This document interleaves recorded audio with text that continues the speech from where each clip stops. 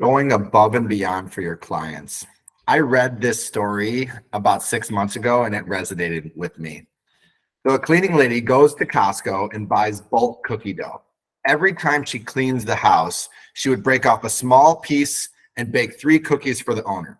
The house would smell delicious, and of course, it was clean. Additionally, she left a note how much she appreciated the business and I cleaned the fans or I cleaned the baseboard. She always left a note about how she went above and beyond. Super basic, grassroots. After 6 months of starting her business, she was so busy she had to hire 12 people. She had referrals coming in nonstop, and it was all word of mouth. They're never going to remember what you charge them. They're going to remember the experience. That's just a broad statement.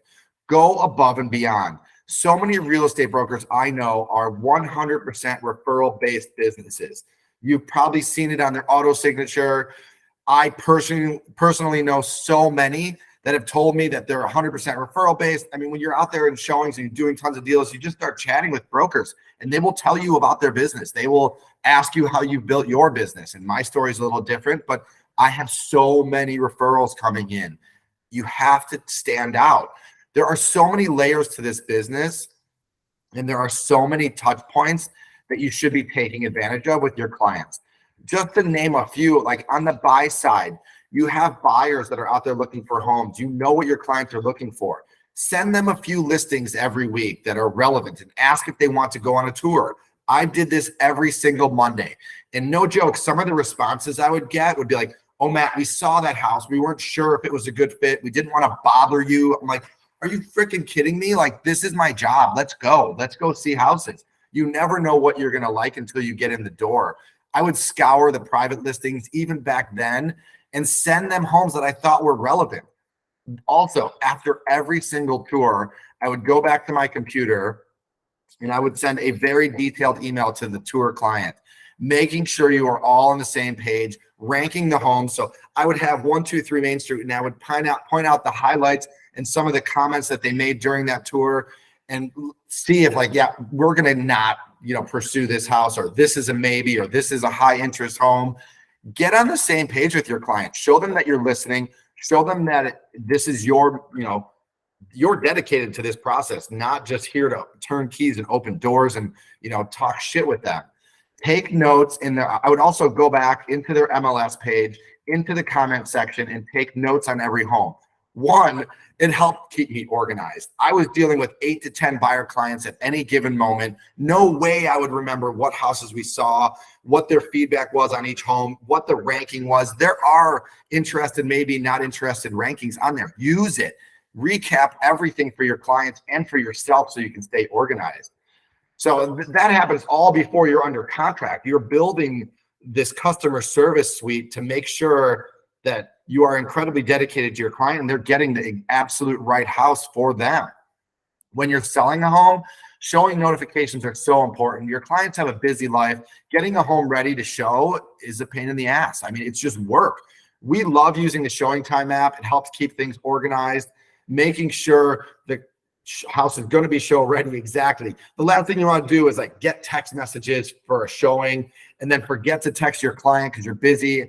Make sure you're organized. In Chicago, we show all of the homes personally.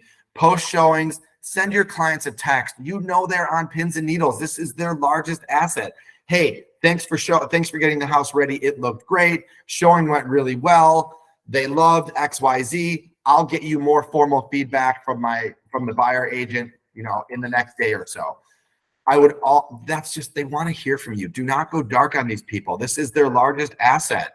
Recap weekly activity on the listing and comparable listings in the area. If you are seeing all of the neighbors' homes selling, going under contract, I can assure you your client is also. And if you're not touching on that topic because you feel like it's the elephant in the room, you're not doing your job. Help them understand why you're not getting contract, why you're not getting showings. Do your research and be candid. They want to know they hired you because they trust you, not because they think you're going to sell their house in one day. They need this process to work for them. When I was doing 80 deals a year, literally real estate was my life. I was so focused, so dedicated, and I genuinely care about my clients, and I wanted to continually show them that. So these were some of the processes that I just organically put in place. I was hyper communicative. I literally would prove to them via communication how much I cared. Trust that they want to hear from you, good news or bad. Market updates, condition updates, what's going on in the world of real estate is so important. So make sure you're updating them. And this goes back to marketing. There are really so many ways to stand out in this business, and you don't have to do it with loud, expensive advertising or flashy social media. Old school customer service and being real is a fantastic tactic, and do not forget it. Get out there, be you, and connect with clients that appreciate you. I see so many of you closing deals and building your business. I'm proud of each and every one of you. I know the hustle game, and I know if you keep working hard, good things will happen. Have a great day, everybody. Let me know if you have any questions on this topic or anything real estate related. Thanks, Matt. Thanks, everybody.